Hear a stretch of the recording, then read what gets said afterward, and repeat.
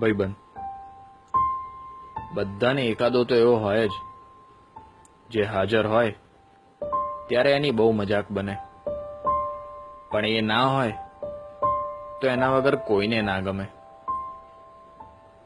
જેને 10 વાગે મળવું હોય તો 9:30નો ટાઈમ આપવો પડે, કેમ કે 5 જ મિનિટમાં પહોંચ્યો, એવું તો એનું રોજનું હોય.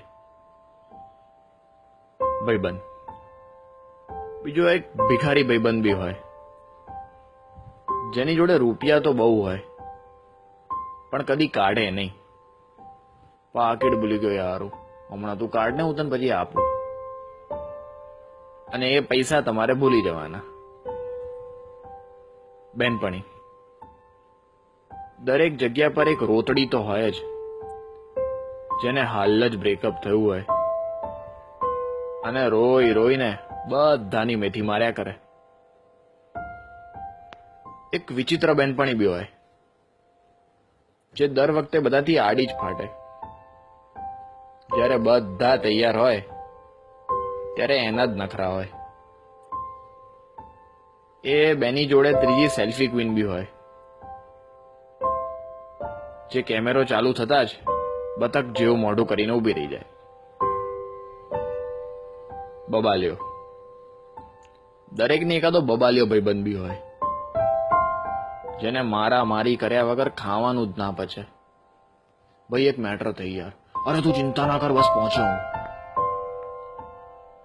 મિત્ર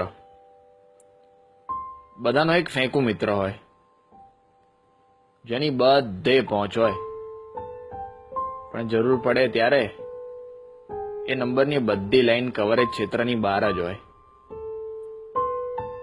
બધે એક એવો ભાઈબંધ બી હોય, જે બહારથી જેટલો સીધો સાદો ને ભોળો લાગે, અંદરથી એટલો જ છાણો હોય. હજી એક વિકૃત બી બધે મળી રહે, જે બોલવાનું ચાલુ કરે એટલે એને કંટ્રોલ કરવો અઘરો પડી જાય. અરે ક્યારેક તો એની વાત સાંભળીને આપણને શરમ આવી જાય. આ બધા તો તોય ઠીક, પણ બધાનો બાપ તો પેલો ગધેડો, જે આખો પ્લાન પોતે જ બનાવે ને છેલ્લી ઘડીએ કે મારે પપ્પા જોડે જવું પડશે યાર, સમજ ને. ભલે રોજે રોજ હેરાન કરે, ભલે બે મતલબની બકવાસ કર્યા જ કરે, ભલે કાયમ આડો ફાટે, પણ સાચો ભાઈબંધ તો એ જ, જે જરૂર પડે 2 લાત મારીને કહે, ચિંતા ના કર, તારો ભાઈ હજુ બેઠો છે.